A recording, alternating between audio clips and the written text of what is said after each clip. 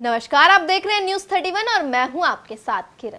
बिहार विधानसभा चुनाव 2025 की आधिकारिक घोषणा हो चुकी है। मुख्य चुनाव आयुक्त ज्ञानेश कुमार ने प्रेस कॉन्फ्रेंस में जानकारी दी कि राज्य में 2 चरणों में मतदान कराए जाएंगे। पहला चरण 6 नवंबर को और दूसरा 11 नवंबर को होगा। वहीं 14 नवंबर को मतगणना होगी और परिणाम घोषित किए जाएंगे। दरअसल बिहार की जनता इस बार के चुनाव से काफी उम्मीदें लगाए बैठी है। सत्ता में काबिज राष्ट्रीय जनतांत्रिक गठबंधन यानी एनडीए ने एक बार फिर से नीतीश कुमार को मुख्यमंत्री पद के उम्मीदवार के तौर पर पेश किया है। दूसरी ओर महागठबंधन की तरफ से अब तक किसी भी चेहरे को आधिकारिक तौर पर सीएम पद का उम्मीदवार घोषित नहीं किया गया है। हालांकि राष्ट्रीय जनता दल राजद की ओर से तेजस्वी यादव को ही चेहरा मानते हुए प्रचार किया जा रहा है, लेकिन कांग्रेस अब तक इस पर चुप्पी साधे हुए है। इस चुनाव में एक दिलचस्प मोड़ ये भी है कि असदुद्दीन ओवैसी की पार्टी AIMIM भी मैदान में है। ओवैसी इस बार फिर से बिहार की जनता से धोखे का हिसाब मांगते नजर आ रहे हैं, खासकर सीमांचल में अपनी पकड़ मजबूत करने की कोशिश में है।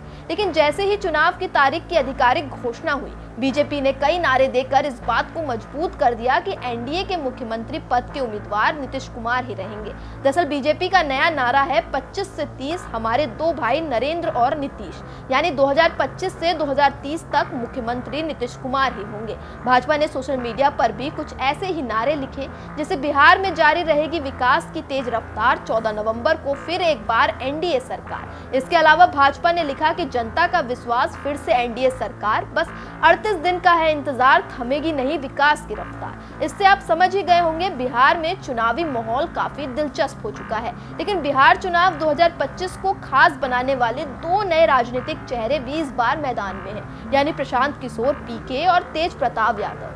रणनीतिकार से नेता बने प्रशांत किशोर ने अपनी पार्टी जनसुराज के जरिए राज्य की सियासत में एंट्री कर ली है। गांव-गांव की पदयात्रा कर चुके पीके लगातार ये दावा कर रहे हैं कि एनडीए और महागठबंधन दोनों ने बिहार के लिए कोई ठोस काम नहीं किया है। युवा, पढ़ा लिखा वर्ग और विकास की चाह रखने वाले लोग उनकी ओर उम्मीद से देख रहे हैं। हालांकि ये देखना बाकी है कि ये आकर्षण वोटों में तब्दील हो पाता है या नहीं। वहीं लालू यादव के बड़े बेटे तेज प्रताप यादव, जो अब राष्ट्रीय जनता दल राजद से अलग हो चुके हैं, उन्होंने जनशक्ति जनता दल यानी जेजेडी नाम से अपनी नई पार्टी बनाई है। अब वे न केवल एक स्वतंत्र नेता हैं, बल्कि पार्टी के सुप्रीमो भी हैं। तेज प्रताप यादव मुस्लिम वोट बैंक में सेंध लगाने के साथ साथ हिंदू कार्ड खेलकर एक नया समीकरण गढ़ने की कोशिश में है। उनके कदमों से साफ है कि वो अपने भाई तेजस्वी यादव के लिए चुनौती बनेंगे। हालांकि प्रशांत किशोर और तेज प्रताप की मौजूदगी ने चुनावी समीकरणों को काफी हद तक बदल दिया है।